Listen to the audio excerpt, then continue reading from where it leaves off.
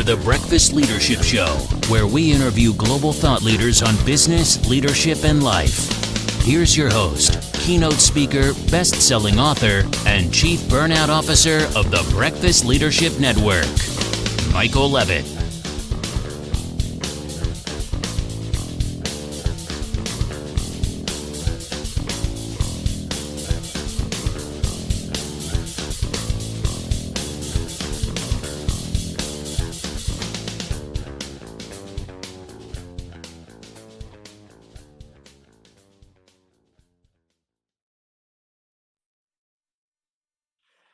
Welcome back. I've got Sean Griffith on the line. Sean, how are you? Yeah, I'm doing wonderful. Thanks so much for having me here today, Michael. Really looking forward to this conversation. We talked a little bit in the pre-show about some things, and I kind of gave a horror story, which I will reshare during the conversation. Why don't you share a little bit about you, your company, and what you're doing? Yeah, absolutely. So I'm actually on the east coast of Canada, the city Moncton, New Brunswick. I grew up here, but I've done a lot of traveling, lived sort of around the world, number of different places. And what is where I call home, not too far from the ocean, get some nice, I like to run. And so I'm outside a lot and it gives me lots of opportunities to do that. I currently run a company called Truffle. And what we do is sort of AI powered one-way interviews, right? Both audio and video. Our goal is to sort of, bring some sanity back to the hiring process, especially into that sort of, screening phase of hiring, which we have seen, sort of absolutely explode in the amount of time it takes in the last year or two, right? Had this personal pain myself as I was hiring, folks in my sort of prior career, and so decided to do something about it. I've been an entrepreneur sort of my whole life. I grew up, parents were entrepreneurs. And so, I spent some time, in a couple of different sort of corporate worlds, but I had this, sort of yearning to get back to this, build it myself, mentality. So that's sort of where we are today. It's important work. And the story I shared during the pre-show was, back when I was running multi-site healthcare clinics, the last hire that I did before I left that industry was for a medical receptionist. And we had received 1,200 applicants for the role.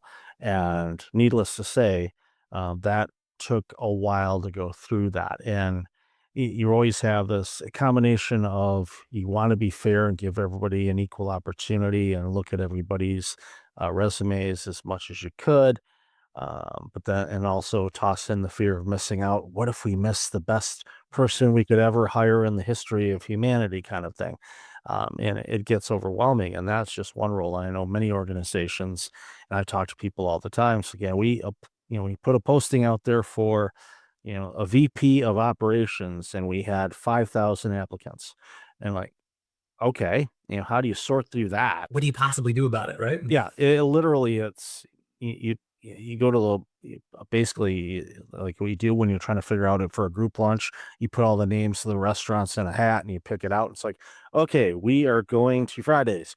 Okay, great. But everybody goes, oh, I don't like Fridays, and but that's another story for another day. But Sure, yeah. but that's the same thing. It's like, okay, we're gonna pick the resumes with the person that has the last name J. And okay, and that's not fair to anybody that they didn't choose their last name.